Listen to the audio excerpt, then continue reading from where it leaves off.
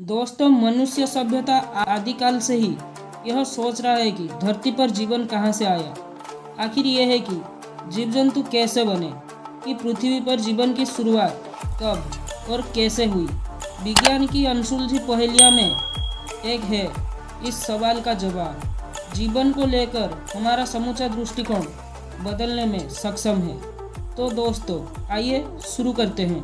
तो फ्रेंड्स, आज से लगभग 3.8 बिलियन साल पहले धरती पर पानी भी पहुंच चुका था और ज्वालामुखी फूट फूट कर छोटे छोटे द्वीप बना रहे थे।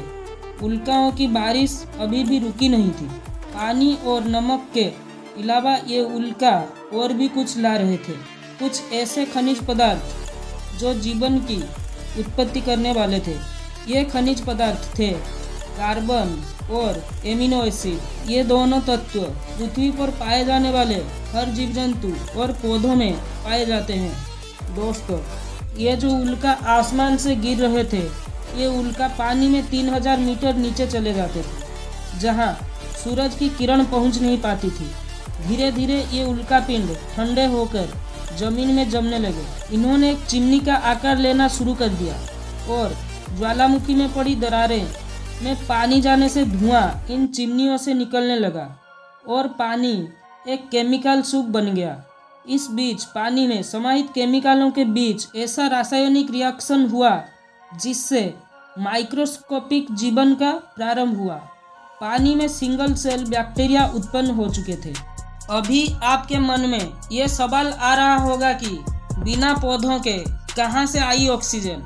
इस सवाल का जवाब जानने के लिए हमें 3.8 बिलियन साल पीछे जाना पड़ेगा। ये वो समय था जब समुद्र के निचले सतह पर चट्टानों जैसे बड़े पत्ते उग रहे थे। इन्होंने एक कॉलोनी बना ली थी और इन पर जीवित बैक्टीरिया थे।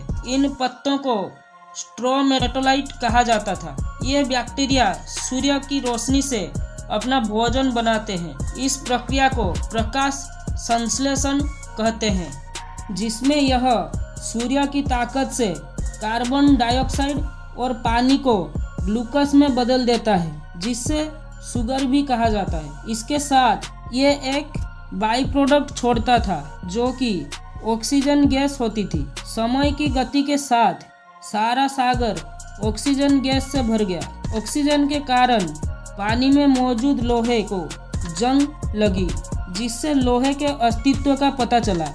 लहरों के ऊपर ऑक्सीजन वायुमंडल में प्रवेश कर चुकी थी। यह वो गैस है जिसके बिना धरती पर जीवन असंभव है।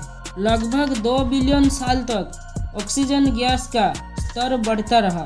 धरती के घूमने का समय भी कम होता रहा। दिन बड़े होने लगे। 1.5 बिलियन साल पहले दिन 16 घंटे के हो चुके थे। कई मिलियन साल बाद सागर के नीचे दबी धरती की ऊपर सतह कोई बड़ी प्लेटों में बंट गई। धरती के नीचे फटे लावा ने ऊपरी सतह को गतिमान कर दिया। इस गति के कारण सारी प्लेटों आपस में जुड़ गई और बहुत विशाल द्वीप तैयार हुआ। लगभग 400 मिलियन साल के समय में धरती का पहला सुपर कॉन्टिनेंट तैयार हुआ, जिसका नाम था रोडिनिया। तापमान घटकर 30 डिग्री सेल्सियस हो चुका था। दिन बढ़कर 18 घंटे के हो चुके थे। धरती के हालात मंगल ग्रह की तरह थी।